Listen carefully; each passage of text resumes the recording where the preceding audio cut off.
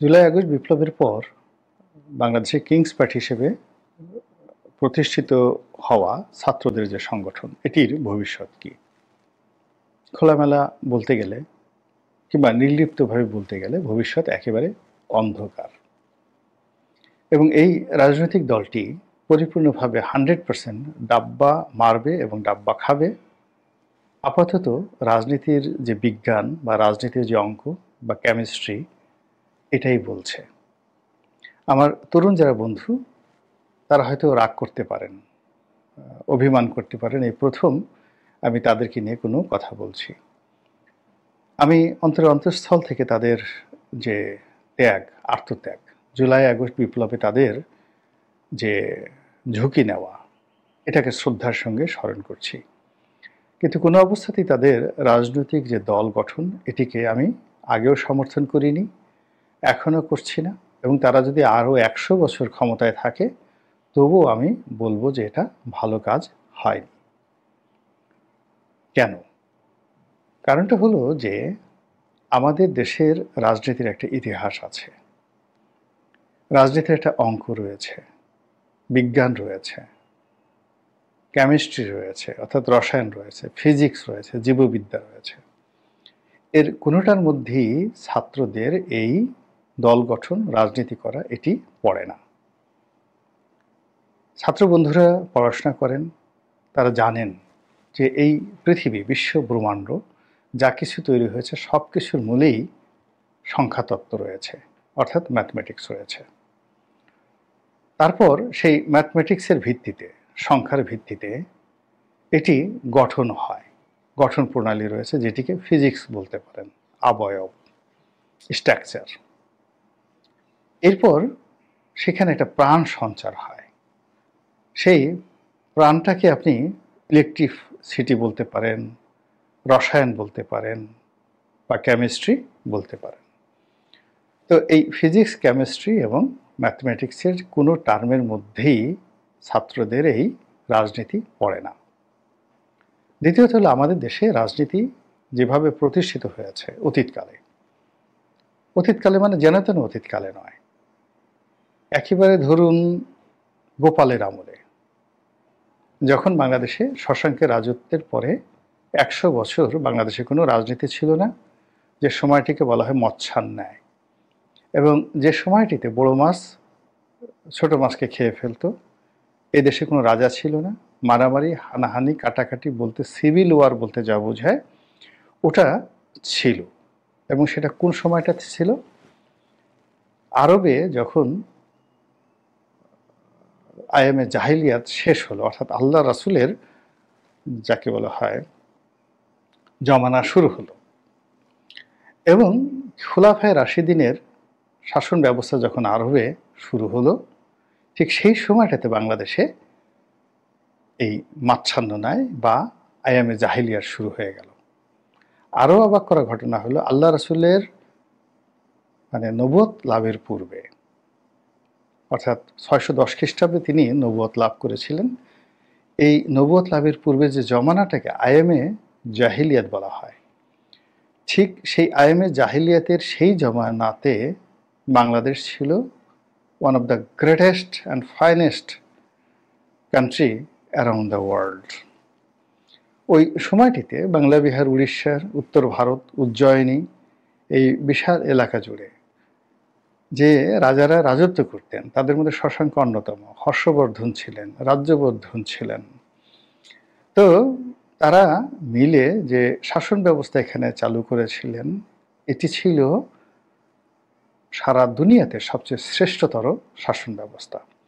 তো সেই রকম একটা শ্রেষ্ঠতর শাসন ব্যবস্থার একেবারে ভূমিধস পতন হয়ে আমরা কি করে আয়ামে জাহিলিয়াতের চাইতেও খারাপ জায়গাতে চলে গেলাম? অর্থাৎ 100 বছর আমরা রাজ্যহীন, রাষ্ট্রহীন, রাজাহীন, রাজনীতিহীন, অসভ্য একটি সমাজের মধ্যে কেন পড়লাম?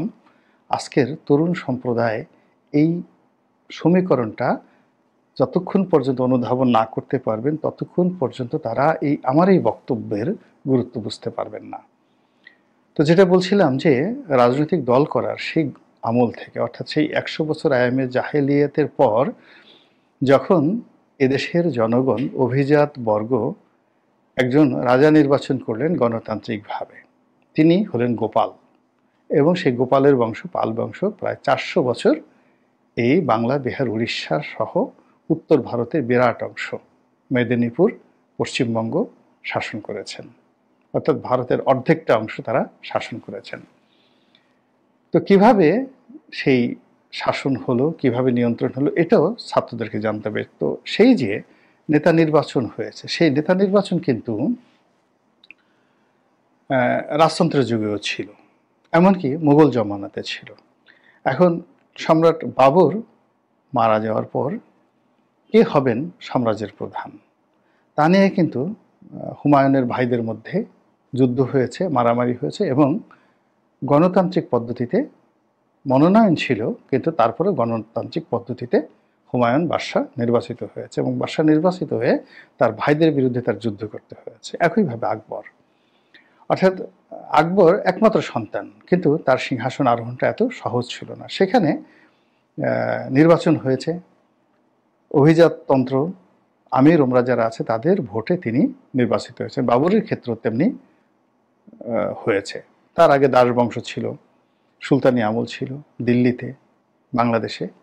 সব ক্ষেত্রেই পূর্বতন সম্রাটের মনোনয়ন, তার সঙ্গে সঙ্গে অভিজাত বর্গের মনোনয়ন এবং নির্বাচন, এটি ছাড়া রাজনীতি হয়নি, কেউ সিংহাসনে বসতে পারেনি। তো সেই ক্ষেত্রে ডক্টর মোহাম্মদ ইউনূস যতই বলেন না কেন এই একটা বিপ্লব হয়েছে, বিপ্লবী ছাত্ররা তাকে বসিয়েছে, দিস ইজ এ ফেক, ইতিহাসের সঙ্গে এর কোনো মিল নেই, এটি কথার কথা চাপিয়ে দেওয়া। কাজেই এই জিনিস নিয়ে এগোনো যাবে না। দ্বিতীয়ত, বিপ্লব সবসময় বিপ্লবীদেরকে খেয়ে ফেলে, একটি কথা আছে।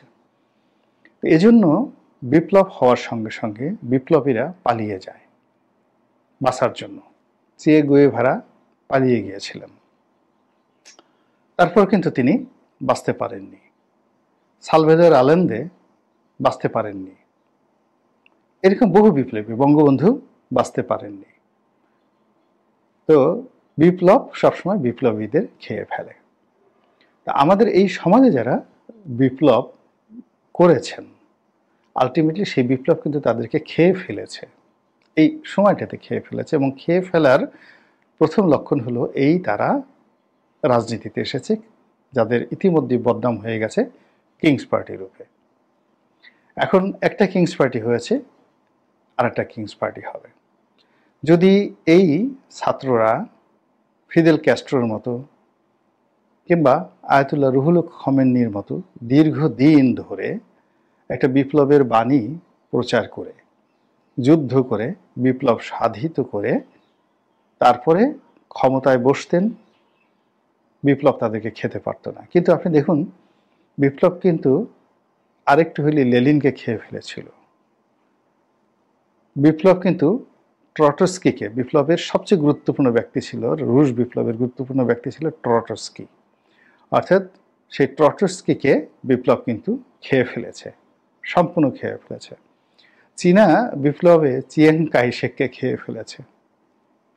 Chiang Kai-shek was the grand leader, তাকে কিন্তু চীনা বিপ্লব খেয়ে ফেলেছে। চোয়েন লাইকে খেয়ে ফেলেছে, চোয়েন লাইকে খেয়ে ফেলেছে। দেং জিয়াওপিংকে খেয়ে ফেলেছিল, কোনো মতে তাকে বাঁচানো হয়েছে। This the history. এরপরে ইন্দোনেশিয়ায় জেনারেল সুকর্ণকে বিপ্লব খেয়ে ফেলেছে। মায়ানমারে বিপ্লব অং সান সুচির বাবা, তাকে কিন্তু খেয়ে ফেলেছে। ভারতেও একই অবস্থা, মহাত্মা গান্ধীকে বিপ্লব খেয়ে ফেলেছে। তো কাজেই এই যে বিপ্লবীরা বুঝতে হবে যে বিপ্লব কি করে বিপ্লবীদের খেয়ে ফেলে, কেন খেয়ে ফেলে। এখন এই যে তারা যে একটি রাজনৈতিক দল করেছে, এটি হলো তাদের এই বিপ্লব যে তাদেরকে খেয়ে ফেলেছে তার প্রথম নমুনা, প্রথম সিমটম। দ্বিতীয়ত, এই কাজটি তারা নিজস্ব শক্তিতে করেননি, নিজস্ব বুদ্ধিতে করেননি, নিজেদের হাঁটুর জোরে, শক্তির জোরে তারা করেননি। এর পেছনে অনেকের বুদ্ধি, অনেকের মেধা, অনেকের টাকা, অনেকের চক্রান্ত, অনেকের আশ্বাস, অনেকের বিশ্বাস, অনেকের প্রশ্বাস, অনেকের নিঃশ্বাস জড়িত। এবং যারা পিছন থেকে এই কাজগুলো করছে তারা বেশিরভাগই অসৎ, বেশিরভাগই চরিত্রহীন, বেশিরভাগই ব্যক্তিগত জীবনে ব্যর্থ, এবং তারা তাদের সেই ব্যর্থতার সমস্ত জিনিসগুলো এই বিপ্লবীদের মাথায় দিয়ে তারা কাঁঠাল ভাঙার চেষ্টা করছে। ফলে এই যে তাদের উদ্যোগ, এই উদ্যোগ এগোবে না, কোনো অবস্থাতে এগোবে না। আর এটা এই ছাত্র যারা নেতৃবৃন্দ রয়েছেন, যারা দল গঠন করেছেন, তারা যত সহজে বুঝতে পারবেন ততই তাদের লাভ। আমি তাদের একটা ইফতার পার্টি দেখলাম, এবং তাদের যে অভিষেক অনুষ্ঠান, তাদের যে আত্মপ্রকাশ হলো সে অনুষ্ঠান দেখলাম। নাহিদের বাবা যেভাবে ভুঁড়ি দুলিয়ে দলবল নিয়ে সেই অনুষ্ঠান স্থলে আসছিলেন, ওটা দেখে আমার মাথা খারাপ হয়ে গেছে। নাহিদের বাবা সম্পর্কে অনেক বদনাম ছড়িয়ে পড়েছে, আমি বিশ্বাস করিনি। কিন্তু ওই প্রথম আমি তার ছবি দেখলাম, তার ভুঁড়ি দেখলাম, তার শরীর দেখলাম, তার হাঁটা দেখলাম, এবং তার পাশে লোকজন দেখলাম। দেখে আমি এখন তামার পাতে লিখে দিতে পারি, তামার পাতে লিখে দিতে পারি যে নাহিদের আব্বার সম্পর্কে যে দুর্নাম উঠেছে, বদনাম উঠেছে, তা বেশিরভাগ সত্য, বেশিরভাগ সত্য। এতে কোনো সন্দেহ নেই। তার ফিজিক্যাল অ্যাটিটিউড এবং তার যে অঙ্গভঙ্গি, এটা দেখে স্পষ্টতই বোঝা যায় যে গত 7-8-9 মাসে তারা কি করেছে। এখন এই যে ছাত্র নেতৃবৃন্দদের সাথে কথা বলতে গেলে অনেকে মেজাজ হারিয়ে ফেলছেন। এক মেয়ে তাদেরকে গালি দিচ্ছেন, টেলিভিশনের উপস্থাপিকা। আপনি বোঝার চেষ্টা করেন ক্ষোভ সেখানে কোন পর্যায়ে। খালিদ মহিউদ্দিনের মতো ভদ্র মানুষ কিভাবে উপস্থাপনা করতে গিয়ে তাদের সাথে আচরণ করছেন, বিরক্তি, রাগ হলে পারলে তো গালে দুটো থাপ্পড় বসায় দিতেন, প্রশ্ন নয় যেন এক একটা থাপ্পড়। এর থেকে বুঝতে হবে যে বিপ্লব কোন পর্যায়ে আসছে এবং বিপ্লব কিভাবে ডাব্বা মারছে।